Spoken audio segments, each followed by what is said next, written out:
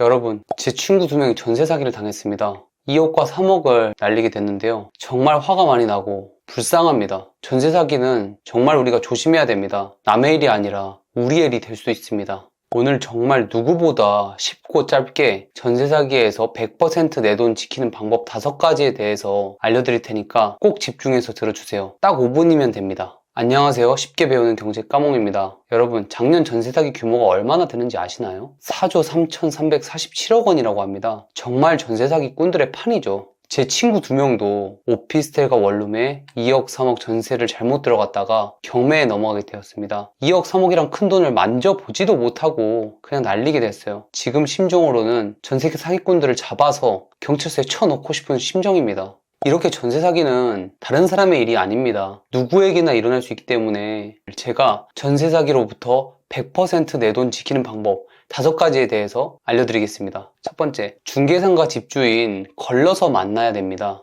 여러분들이 직방, 다방, 네이버 부동산, 중개사무소를 직접 방문하셔서 중개사분들을 만날 거예요. 중개보조원분들도 만날 겁니다. 중개보조원이라면 명함에 팀장, 실장, 이사, 과장 이렇게 돼 있을 건데요. 무조건 중개사의 명함을 받으십시오. 중개사분들의 명함을 받아서 공인중개사협회에서 정상적으로 운영하는 중개사무소인지 확인하셔야 됩니다. 그리고 여러분들이 중개사에게 또 집주인에게 전세보증보험, 전세권 설정 가능한가요? 대출이 너무 많아서 불안해요. 저 전세대출 받아야 되는데요. 이렇게 물어봤을 때 괜찮아요. 걱정 마세요.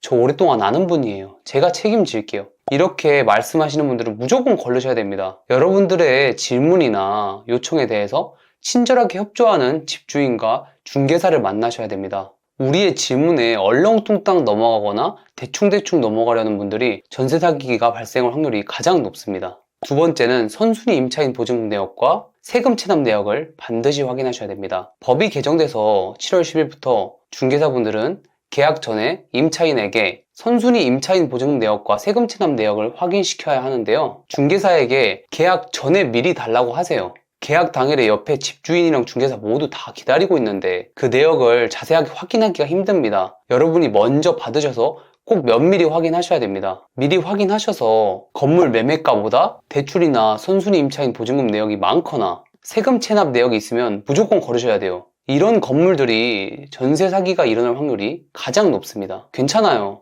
제가 책임질게요. 이런 말 정말 믿으시면 안 됩니다. 내 돈은 내가 지켜야 돼요. 세 번째, 등기부 등본과 건축물 대장을 확인하셔야 됩니다. 부동산은 정직합니다. 등기부 등본과 건축물 대장에는 모든 게 나와 있습니다. 등기부 등본에는 압류, 가압류 같은 권리관계가 나와 있고요. 건축물 대장에는 불법 건축물인지 합법 건축물인지 알 수 있는데요. 계약 전과 계약일에 등본과 대장을 통해서 이것들을 확인들을 하고요. 특히 등기부 등본은 계약 전, 계약일, 잔금 날까지 반드시 매일매일 확인하셔야 됩니다. 왜냐하면 집주인이 언제 압류를 당하거나 대출을 갑자기 받을지 모르기 때문입니다. 네 번째, 국토부 실거래가로 주변 시세 3군데 이상을 확인하셔야 됩니다. 아파트를 제외하고 빌라, 오피스텔, 원룸은 정확한 시세가 없습니다. 내가 계약할 건물을 제외하고 주변 3군데 이상을 시세를 확인하셔서 평균 시세를 확인하셔야 됩니다. 그런데 내 전세보증금과 비교해 보니 지나치게 시세보다 높거나 낮은 경우에는 반드시 의심하셔야 됩니다. 여러분이 건물주라고 생각을 해보세요. 주변 시세보다 지나치게 높거나 낮게 주는 이유가 있지 않을까요? 전세 사기일 확률이 높거나 또는 부동산의 큰 하자일 건물이 높습니다. 5번째, 전세보증보험과 전세권 설정을 꼭 계약하셔야 됩니다.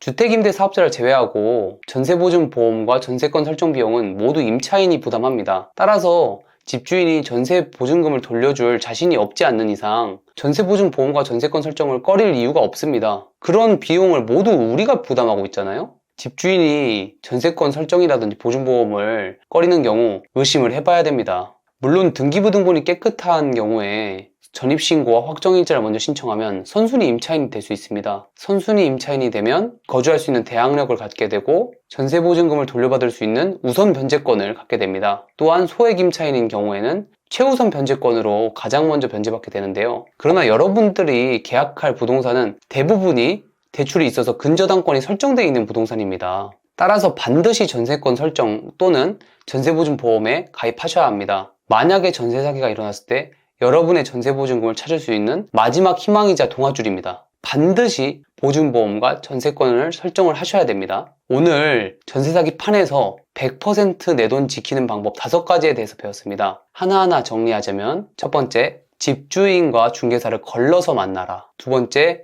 선순위 임차인 보증 내역과 세금 체납 내역을 반드시 확인하라. 세 번째, 등기부 등본과 건축물 대장을 확인하라. 네 번째, 국토부 실거래가 조회로 주변 시세 3군데 이상 확인하자. 다섯 번째, 전세보증보험과 전세권 설정에 반드시 계약하자. 이 5가지만 지키면 여러분이 안전한 전세를 저는 살 수 있다고 확신합니다. 여러분이 안전하게 전세를 살면서 목돈을 모아 내 집 마련하는 그날까지 저는 끝까지 돕겠습니다. 오늘 준비한 영상은 여기까지고요. 끝까지 들어주셔서 감사합니다. 쉽게 배우는 경제 까몽이었습니다.